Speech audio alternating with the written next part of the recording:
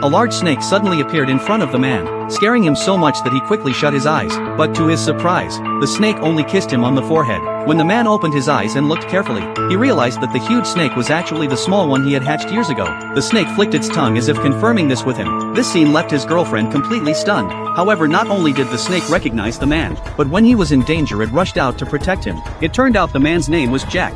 15 years ago Uncle Tom took Jack fishing at sea. Because the fog was so thick, they accidentally drifted into a cannibal island. Just as they were about to turn back, a huge shadow appeared underwater. When the fog cleared, they realized they had arrived at the cannibal island. Uncle Tom was so scared that he froze for a moment. He quickly got up and started paddling the bamboo raft to leave, but when he turned around, Jack was gone. Uncle Tom hurried ashore to search for him, but instead he witnessed a horrifying scene. He froze in fear, his legs giving out. Ahead of him was a massive black python. Turning back and hissing at him, Uncle Tom immediately bolted, racing back to the village in a panic, and told the story to the village chief. When the chief heard this, he immediately became furious, and rushed to find his son on the cannibal island. But to his surprise the village chief stopped him. The chief warned him, there is a terrifying snake god guarding the island, protecting every inch of land and plant. If anyone disturbs the Snake King, the whole village will face disaster. But they didn't heed his warning, so they pushed forward, paddling their boat toward the island. When they landed, the huge black python appeared again. One of them tried to fight back with a hoe,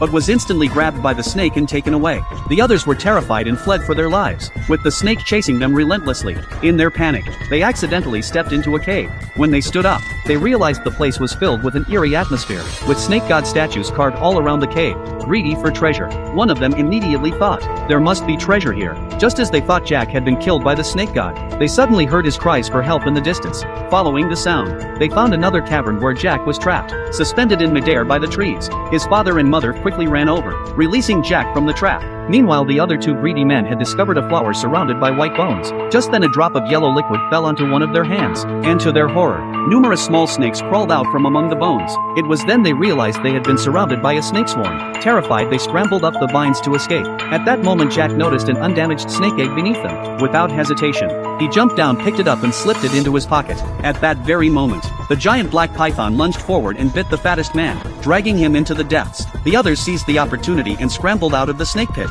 Although they successfully escaped the cannibal island, several of them had been poisoned by the snake's venom, and Jack's mother passed away from the poison. A month later, Jack had kept the snake egg close to him every night, warming it with his own body. Eventually he successfully hatched a small golden snake. He named it Little Flower, and secretly kept it as a pet. But one day his father found out. His father immediately tried to snatch the snake and kill it, but when they reached the riverbank, they saw a dense swarm of snakes had already entered the village.